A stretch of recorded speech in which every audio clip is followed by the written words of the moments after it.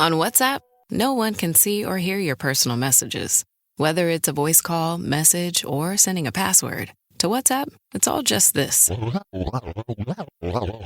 So whether you're sharing the streaming password in the family chat or trading those late-night voice messages that could basically become a podcast, your personal messages stay between you, your friends, and your family. No one else. Not even us. WhatsApp. Message privately with everyone. The Rev and the Rabbi. Entertaining and informative on the Red Apple Podcast Network. Good morning. I'm Rabbi Joseph Potasnik. And I'm Reverend A.R. Bernard. Rev, as I was walking to the studio, I saw one of the most depressing signs this time of year. Back to school sale. And you remember when we saw that sign? That was second only to our moms putting out clothing of what we were to wear on the first day of school. Right? Those are the two things that went through my mind at that moment. Yeah. But I remember. Yeah, I remember. We got through it. Rev, we have a very important guest today who comes highly recommended from different sources. Jeffery Kuroghlian, Senior Managing Director at T&M USA, and served with the FBI for 21 years as a special agent, supervisory special agent in New York City, New Haven, Connecticut. He conducted violent crime and counterintelligence investigations throughout the United States and abroad. And also, he was a member of the FBI's elite SWAT team, where he responded to critical incidents throughout the United States, including the Sandy Hook school shooting and the Boston Marathon bombing. Those are incredible credentials. Jeffrey, thank you for being with us today. Well, thank you so much for having me. My pleasure. So when we spoke offline about active shooting drills, I was thinking, you walk into a building and you have people behind desks. Some are armed and some are not. Talk about when you teach about the active shooter situation to those two disparate groups. Sure. So, again, thank you so much for having me. This is a topic that I'm very passionate about. As you mentioned, when I was on the FBI SWAT team up in Connecticut, I did respond to the Sandy Hook elementary school shooting. So, again, this is a topic that's I'm passionate about. So when we talk active shooter, there are a few methods out there, but they're all very similar. The FBI teaches specifically what's called run, hide, and fight. Those are your options. And there are other law enforcement agencies have different acronyms, different words for those, but they're all very similar. So basically, step one in the run, hide, fight scenario is, if you can, escape. Now, this is not the law enforcement and the security guards. These are civilians. If you can, escape. What's really important with that, though, Reverend and Rabbi, is pre-planning, knowing where your exits are, knowing your escape route, practice beforehand. And a lot of times that happens anyway a few times a year because the fire marshal has mandatory fire drills. And when we have those fire drills, sometimes we're annoyed by them and we don't want to leave our desks because we're very busy. However, those are really, really important. Know where your exits are, pre-plan. So run. When that active shooter is in the building, if you can escape, quickly evacuate in a direction that's away from the attacker, and leave everything behind. You don't want to bring anything with you that's going to bog you down. And as you're running out, if you see people running in towards the shooter, you need to let them know, hey, you need to turn around and go the other way. When you get outside, you need to let law enforcement know where the shooter is, what the shooter is wearing, and where they were last located, and have your hands up in the air so you're not mistaken as the shooter. So that is option one. Option two is to hide. So if you're unable to escape, if there's no escape route, the shooter is between you and the door, and you can't get out, the next best option is to hide. Be out of the shooter's view. If you can get into a safe room, lock and barricade the door, put furniture in front of the door, make it impossible or extremely difficult for that shooter to get in. Silence your phones. We don't want anyone to hear you getting a phone call while you're in there. Even take it off vibrate. Completely silence it. If you can, while that phone is silenced, we want folks to dial 911 But if you can't speak, just stay on the line. Have an open line there to 911. So that's option 2. Option 3, which is a very difficult option, if you cannot run and you cannot hide, the shooter is in the same room as you, then the last situation is to fight. But only as a last resort. When your life is in imminent danger, it is then time to fight. And that means have a planned attack if you are with other people. Use whatever is on the desk or in the room that you're in. Scissors, fire extinguishers are great. Improvised weapons, bottles, and things like that. And commit to your actions. If it's time to fight, it is time to fight. We don't fight fair in these situations. If you are in the safe room, under the hide scenario, we teach that you should never, ever leave that safe area until it's clear, until law enforcement shows up. They are coming. It may take a while, and they'll identify themselves when they get there, but you need to stay in that room until you're given the all clear to leave. So those are our 3 things that are sort of standard practice, industry practice: run, hide, fight. Variations of that, but that's what we teach. Rev? Most people don't have active shooter training.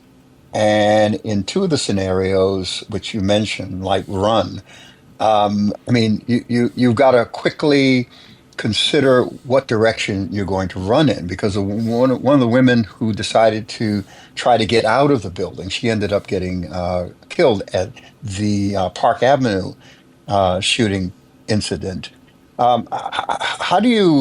What would you say to those who haven't been trained and they've got to make that decision at the last minute? And then on the other side of fighting, I would think that you decide to fight when you realize that if you don't, you're going to die. So you might as well take the risk. Can you dig into that a little bit more, Jeffrey? So sure. And fighting, as we mentioned, is the absolute last resort. You don't want to have to fight. You want to stay clear of the shooter at all possible. But in one of the active shooters from a few years back, there was a group huddled in the bathroom, and the shooter came in. And one of the victims was on the phone with her mom. And she said to her mom, he's going to come in here and he's going to kill us. And that's the mindset. Extremely difficult and heartbreaking conversation to have. Someone else in the background said, no, if he comes in here, we're going to fight. And that's what they did. So you have to have that mindset. It's extremely difficult to do, but that is a very, very last resort. So for the folks that don't have run, hide, fight training, we're pushing that narrative out there now. Of course, it's all over the news again, unfortunately, because of what happened here in the city. Absolutely heartbreaking. But TNM is out there giving active shooter training regularly to businesses all over the city and actually all over the country. So, we hope that, what comes out of these awful incidents is learning, right? This is a terrible incident that happened in our city. It was a terrible incident that happened at Sandy Hook. But what happens afterwards is there's an after action. There's a full investigation that'll be done by the New York City Police Department, who are fantastic at what they do. We get best practices and lessons learned from this. Even if there's always something to learn. Certainly after Sandy Hook, the way schools operated after that, the way their doors were after that, all changed. So a terrible situation. We hope to get some lessons learned out of it and be better for the next time. So, Jeffrey, when I spoke to you about Sandy Hook during the week, that's something that you can't recover from. You go in, part of a SWAT team, and you see kids who've been shot, who've been killed. How do you deal with that in the work you do? So, first and foremost, when I was there that day as part of a SWAT team, we are very highly trained. So you have a job to do. And we did that job to the very best of our ability that day, although we weren't able to help anyone by the time we got there. So you do the job the best you can, and you rely on your training and your squad mates, SWAT mates that are shoulder to shoulder with you. But as you mentioned, there are things that don't ever go away. It's a very traumatic experience. We lean on each other quite regularly. After that, we still do all these years later, and that's what's most helpful. Let me ask you a question. Go ahead. Hey, no, go ahead. Please finish. I was just Then I going want to to say get my thought in. most folks who come into this line of work, do experience trauma, and there are resources out there to help them. Most police departments and law enforcement agencies have resources to help. Now, that situation, that incident that day was probably worse than most, but we were certainly afforded resources by the federal government to help us out. Yeah. Rev, I'm going to ask you to hold a question because we're going to take a break and come back as we speak with Jeffery Kuroghlian, who really is a remarkable human being in the work that he does to save lives and deal with active shooter situations. Yeah, so stay tuned for more of the Rev and the Rabbi. The Rev and the Rabbi on the Red Apple Podcast Network.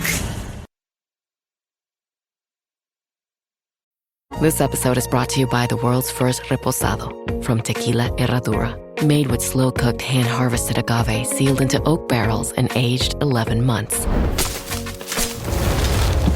Before being enjoyed in your glass. Experience the world's first reposado. Tequila Herradura. Please drink responsibly. Responsibility.org. Tequila Herradura. 40% alcohol by volume. Imported by Brown-Forman, Louisville, Kentucky. Herradura is a registered trademark. Copyright 2025 Brown-Forman Corporation. Hey, it's Sydney Sweeney. I'm not here to tell you to buy American Eagle jeans. And I definitely won't say that they're the most comfortable jeans I've ever worn. Or that they make your butt look amazing. Why would I need to do that? But if you said that you want to buy the jeans, I'm not going to stop you. But just so we're clear, this is not me telling you to buy American Eagle jeans. Sydney Sweeney, Hasbro jeans. You see what I did there, right? Ah, Smart Water Alkaline with antioxidant. Whoa, that's refreshing. And a 9.5 plus pH for every way you move. I did take a Spain class today. Restoring like a pro. Smart Water Alkaline with antioxidant. For those with a taste for taste. Grab yours today.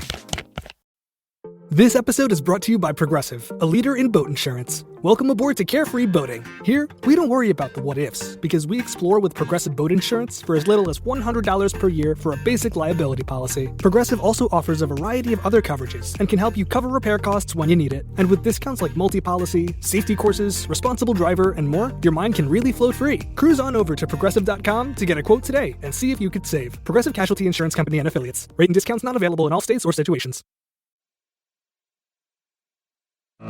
The Rev and the Rabbi. Entertaining and informative on the Red Apple Podcast Network.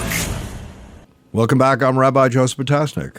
And I'm Reverend A.R. Bernard. And we're speaking with Jeffery Kuroghlian, who is Senior Managing Director at T&M and served with FBI for many years, very engaged in teaching about active shooting situations, and we certainly need him more than ever.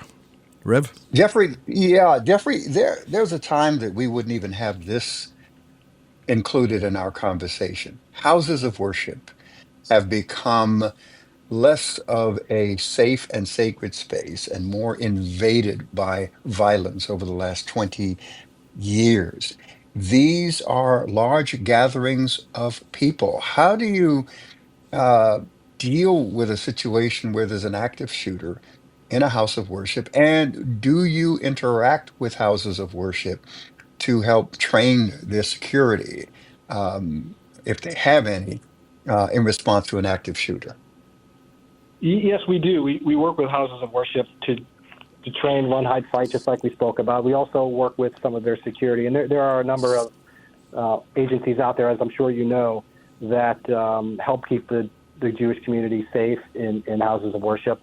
We work with them regularly. We share intelligence, and that's a big proponent of this is intelligence. We do a lot of open source intelligence work for the communities out there, religious communities out there, as well as private businesses. So some of the time, sometimes we can see these threats coming and head them off. But yes, we do give this training to houses of worship as well. Wow. If you had to draw a composite sketch of your active shooter, I know obviously there are differences, but is there a general category for the active shooter, someone who has a certain condition, someone who's in a certain kind of situation that inspires him to do these things? There really isn't a composite Reverend and Rabbi, we've seen it run the gamut of all kinds of people. Obviously, it's someone who's devolved for whatever reason in their life, whatever stressor in their life, whether it be mental illness or some stressor. But we see all kinds of shapes, races, sizes, colors, and creeds committing these crimes. Mm. There has been an increase over the last 5 years. 2024, I'm aware that it began to decrease. But after Sandy Hook, it's like these things began to multiply, these incidents. Is there a pattern? How do we understand where the country was? How do we put our minds rather, around the fact that Sandy Hook seemed to have triggered something in the social psyche, and we saw following that a series of incidents like this? Have you done any consideration of this? So the numbers fluctuate year to year, up and down, up and down. I know, as you mentioned, they are down quite a bit actually in 2024. There are those copycats out there. One of the things we sometimes see that we've studied is folks who commit these crimes have done research on others. The person that perpetuated that crime at Sandy Hook is someone who has been searched by other active shooters who came later. Certainly Columbine, that has become a destination for some folks who sort of idolize that ideology. It's frightening to even think that's the case, but it's true. So there are those copycats, but those numbers fluctuate. They've come up and down.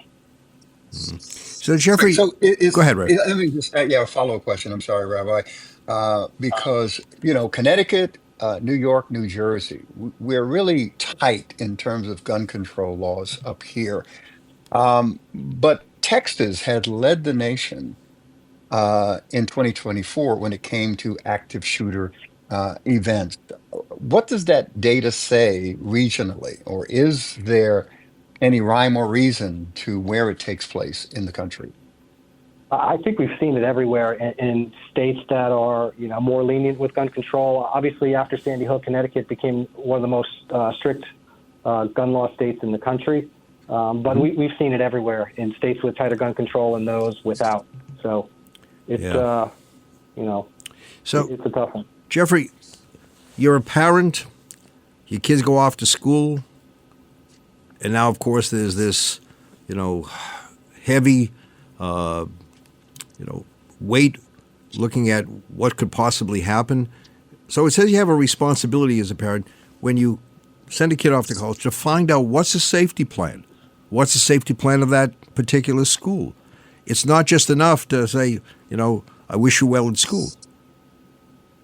No, it's important to teach those. I've taught my kids before they went off to college about run, hide, fight, and escape if at all possible. Every school seems to have a bit of a different take on it. Some are more stringent than others. Some teach it in the classrooms, others don't. But I make sure, and I would advise all parents to make sure their kids have some kind of working plan. And I like run, hide, fight because it's not complicated. It's 3 very simple steps. Should this ever happen, I don't want my kids to be thinking, well, Dad told me the 24 steps to escape this. It's got to be simple. It's got to be intuitive. So, I've taught my kids that, and I advise parents to do because not all schools do it. It's maddening, I think, when you hear people who are they're neophytes. They don't know the basics of security, and they're second guessing what happens. Is, well, why didn't they do this? And he should have done this. I mean, it requires great expertise to advise people, and yet there are those who think they automatically have the expertise without having it. And I heard this, after every shooting, there are always those who wade in and say, this is what they should have done. You've heard it over the years. I absolutely have, and I heard it this week, as a matter of fact, and last week. So, that's why I mentioned earlier, that there's going to be an after action, there's going to be a full law enforcement police report, as there is with all of these, and then we learn best practices. If something, law enforcement community feels could have been done differently or better, then we're all going to learn from it and hopefully be safer the next time. But, I read a lot of news articles of inaccurate information out of Sandy Hook. I was there, so I know exactly what happened and how it happened. And just reading some news articles and comments online, completely off base. But that's the world we live in. Wow. But there's support systems built in. I had the opportunity to attend an incredible experience over 6 months' time. It was the FBI Citizens Academy, and we met some incredible agents along the way. And I saw how much training goes into all of this, but also how personally committed you are, especially when it comes to children and crimes against children. Sandy Hook was, oh my goodness, when you see our children impacted like that, it must deeply affect you, and you still have to keep going at it. Um, how do you process that? Is there a support system within the FBI now to help walk through the trauma? So there is. I can tell you that Sandy Hook was on a Friday, and Saturday morning, Washington flew people up to Connecticut to speak with our SWAT team, Employee Assistance Program folks, counselors. Not mandatory. I'm not ashamed to say I took advantage of it. And most law enforcement agencies have certainly evolved over the years as these things have happened to do just that. The Bureau also runs a critical incident. If you've been involved in a critical incident, you have the opportunity to get some additional training and assistance. And again, not afraid to say that I did that as well. Extremely helpful. These are difficult things that many law enforcement officials see. And it's helpful. It's helpful to be with your peers as well. Yeah. Jeffery Kuroghlian, it's been an honor to have you. I'm just thinking to myself, what did your parents think when you said you wanted to go to the FBI, special agent? They found out you were part of a, SWAT team. What do they say? You could have gone to law school, medical school, and this is what you chose? This has been my life's path. I became a police officer when I was 20 years old in college. So they, I'm sure they were very proud. At the same time, very nervous. Yeah. I know whenever I went out on a SWAT operation, it was still very dark and in the middle of the night, and I would sneak out of the house so I didn't wake anybody up. But I promised, my wife made me promise as soon as I was done to send a quick text. So that helps. Well, we're very fortunate there are people like you who are ready to make that kind of commitment. Thank you. Absolutely. Thank you so much. Yeah, thank you. Thank you, guys. I appreciate it. Stay strong, stay safe. Yeah. Thank you. Absolutely. And stay tuned for more of the Rev and the Rabbi right here on Red Apple Radio Network. The Rev and the Rabbi on the Red Apple Podcast Network. Life is a workout, and Smoothie King is here to help you power through. Whether you're crushing morning miles or sprinting through back-to-back meetings, give your body the energy, protein, and power it needs to help you conquer your goals. Only at Smoothie King. With so many options, why choose Arizona State University? For me, the only online option was ASU because of the quality. Their faculty was really involved with their students and care about your personal journey. The dedication to my personal development from my professors, that's been extremely valuable to me. Earn your degree from the nation's most innovative university. Online. That's a degree better. Explore more than 350-plus undergraduate, graduate, and certificate programs at asuonline.asu.edu.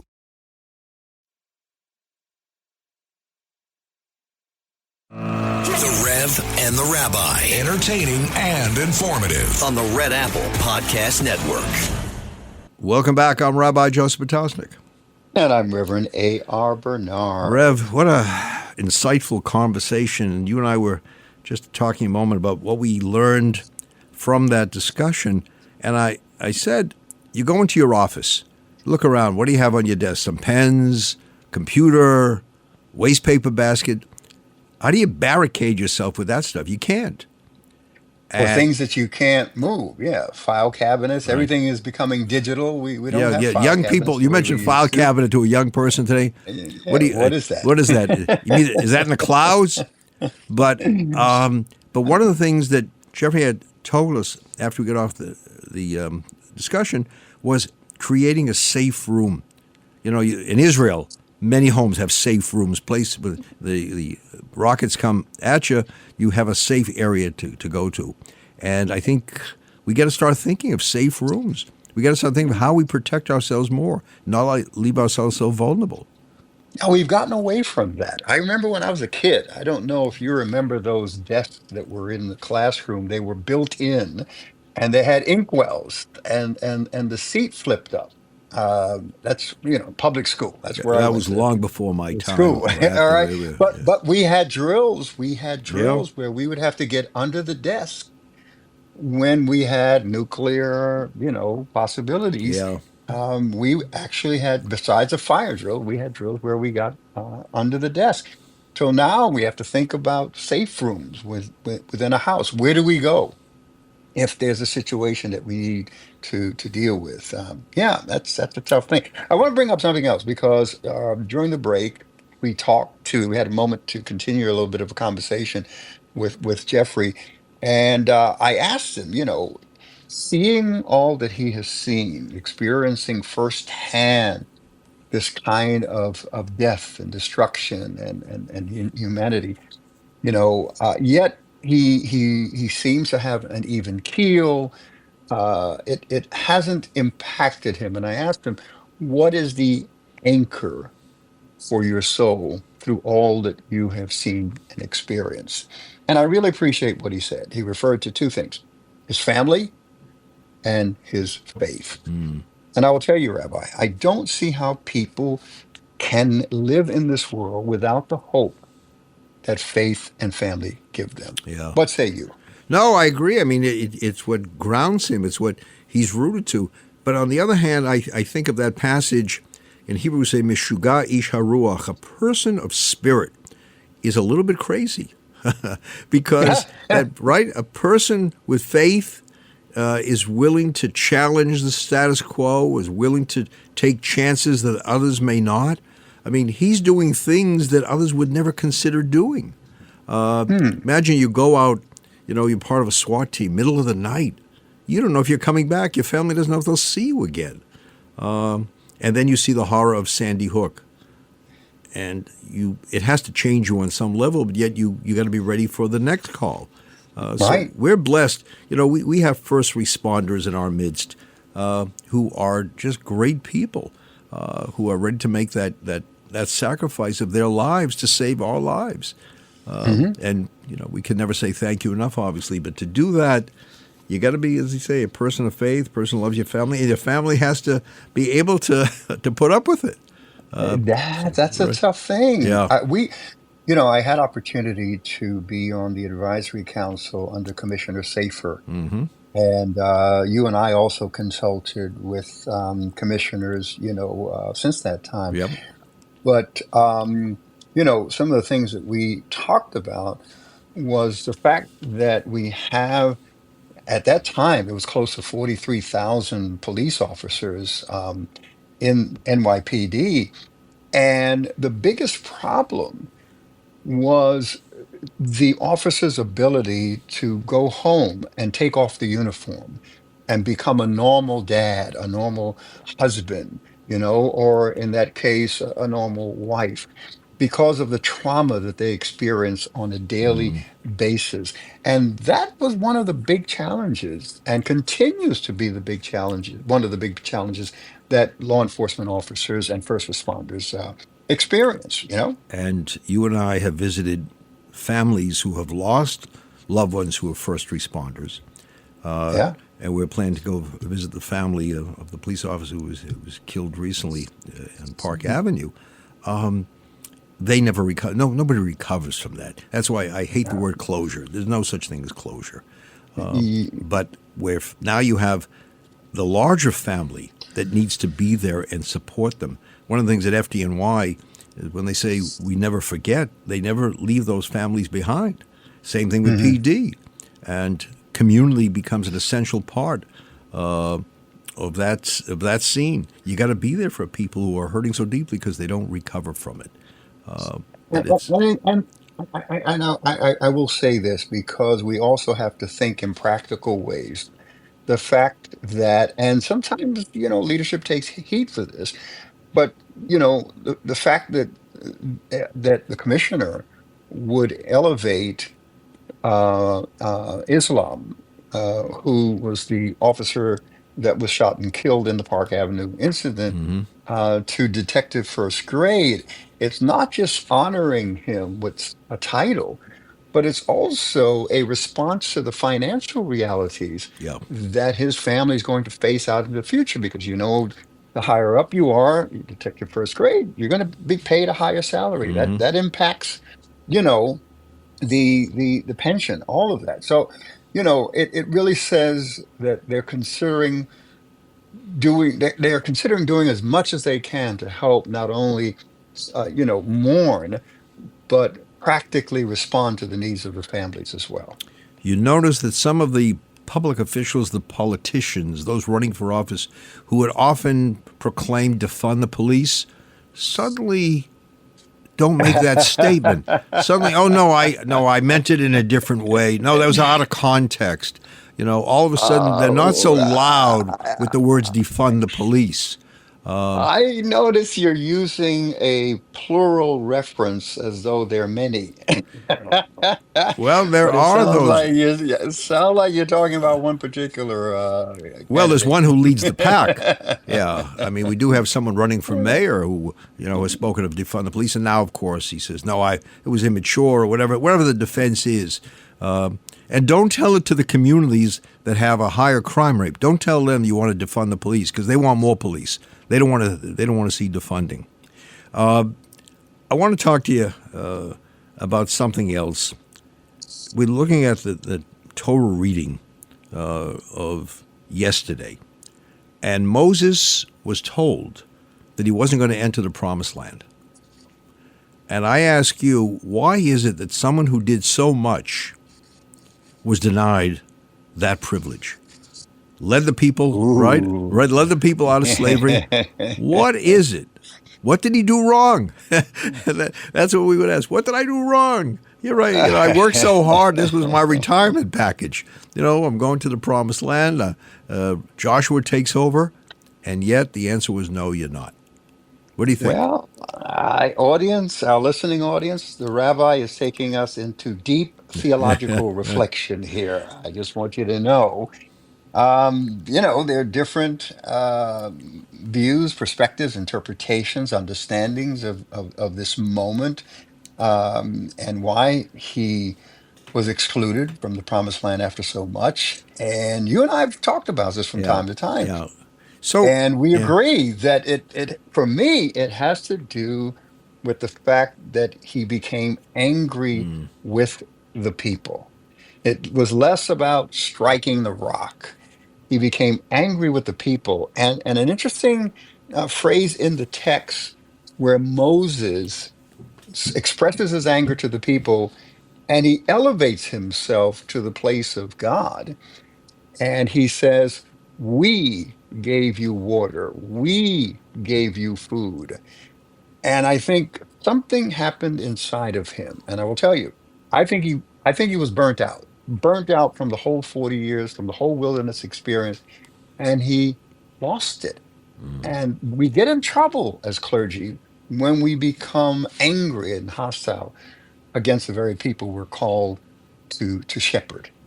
That's my take on it. Well, it's a great answer. And, if you look at commentators, they'll tell you that at one point Moses referred to the people as fools. And once you start calling the people you're leading fools, you've lost it. You see them in a different light, and you've lost the trust.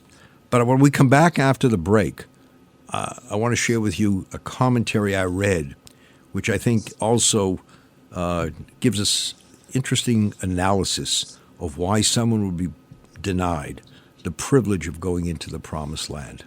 So, I'm looking forward to it. Right.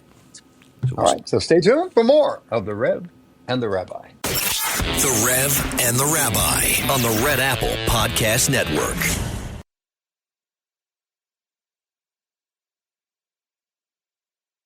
The Rev and the Rabbi. Entertaining and informative on the Red Apple Podcast Network.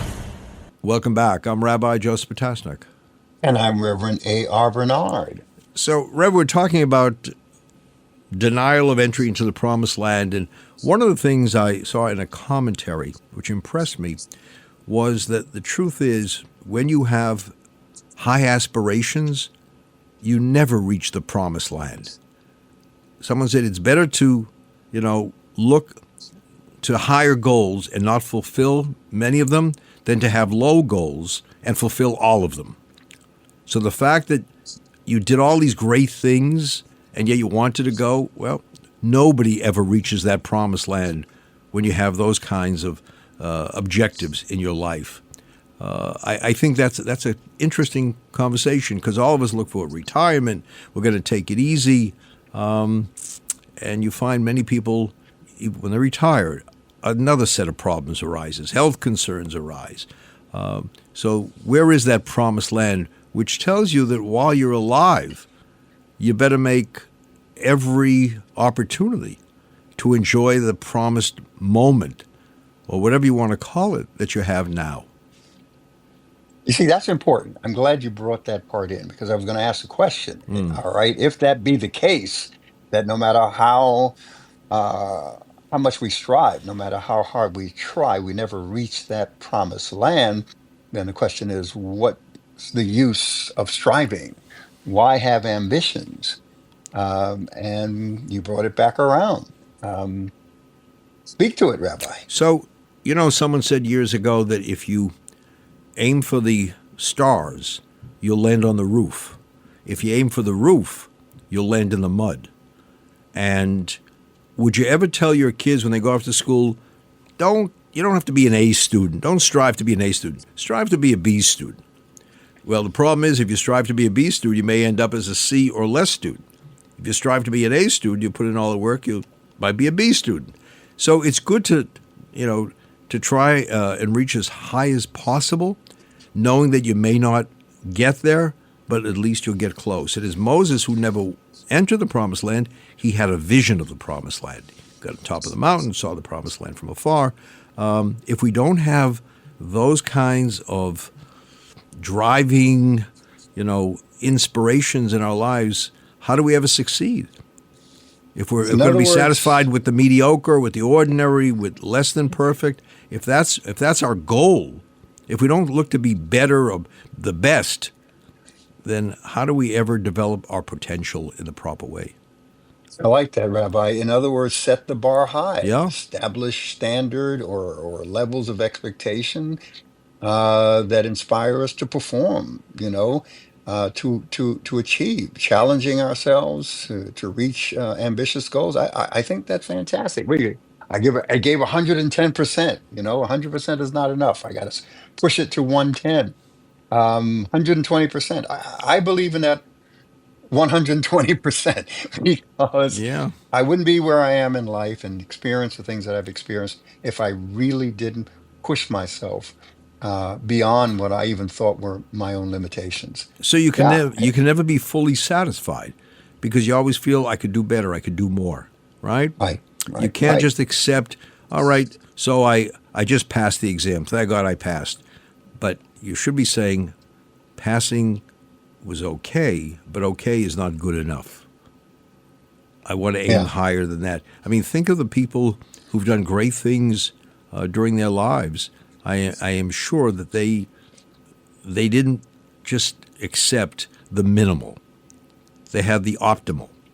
I want to be the best possible surgeon. I want to be the best possible litigator. I want to be the best possible teacher. Whatever I'm doing, I want to be the best possible. Yeah, and I think that we understand that in our society because that's just one of many terms, set the bar high, aim for greatness, push the limits, demand the best, expect nothing less than excellence, inspire top performance. I mean, I think our whole society is influenced by the idea that we reach for the stars. Now, when you said reach for the stars and you'll make the roof, I thought reach for the stars, you'll make the moon. So, well, you might, you might, high. but at least if you have the goal of reaching for the stars, you're probably not going to land in the mud. You're going to be in a higher place. And to me, isn't that what holiness is all about? We look at all of the mandates of our religious traditions, and we say, gee, I don't know if I can do all of that. I don't know if I can fulfill it. But at least try. Go for it. You look at the marathon in New York. Not everybody finishes first. But the fact that you were in the marathon, the fact that you tried to reach the finish line as quickly as possible, that you were able to perform on that level, you should be proud of yourself. And then you say, well, next year I want to do better. I love when you bring concepts that are in the New Testament. I just love when you do that. You know that? Yeah. Jesus said often not knowingly, things, by the way, not intentionally, yeah, I might add. Yeah. Jesus said all things are possible to him that believes. And isn't it true that when you have faith, you can redefine what's possible? You can indeed reach for the stars because it takes faith to do that. So, Rabbi, again, I love when you enter the New Testament, whether intentional or not. I remember listening to interviews over the years with certain people, like doctors, and when they performed surgery, went well. They said we got it. We got it in the right time. We were able to be successful with the surgery. When it didn't go right, they say it was God's will. And I think, wait a minute, it was God's will when it went wrong. It was not, when it went right. It was, and that whole issue of God's will is something that I find disturbing. That's another. Yeah. God wanted me to live, and He didn't want the other people to live. Yeah. But I just have to make the statement because this is what we say. This was excellent. This was the best. And next year when we do this, we're going to do better. Yeah. So we're always thinking, even when we do the best, we can do better. Yeah, right? yeah. Well, we have that phrase, you're the best. But right. Of course, they tell you're the best to the same people all the time. You're the best. Well, who's the best if we're all the best? But the truth is we all live with those goals. And, report cards. Remember you would get report cards, and that was another painful experience when you had to go home. I don't want to talk about it. Yeah. I don't want to talk about it. And you had to explain why did you do well, my mom was difficult. You get a 96. What were the other 4 points?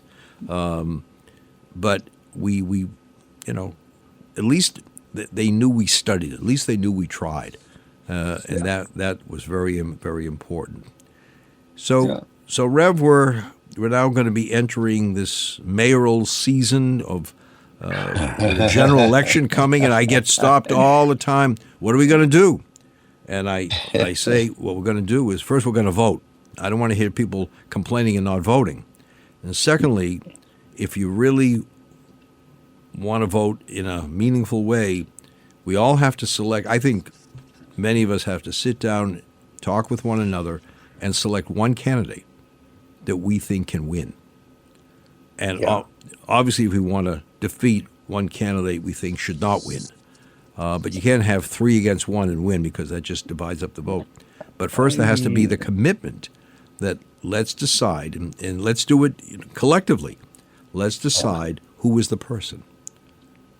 And I think we should do it intelligently. Mm-hmm. I think that instead of being attracted to personality and slogans, we need to look at the platform. Mm-hmm. We need to look at the promises and say, okay,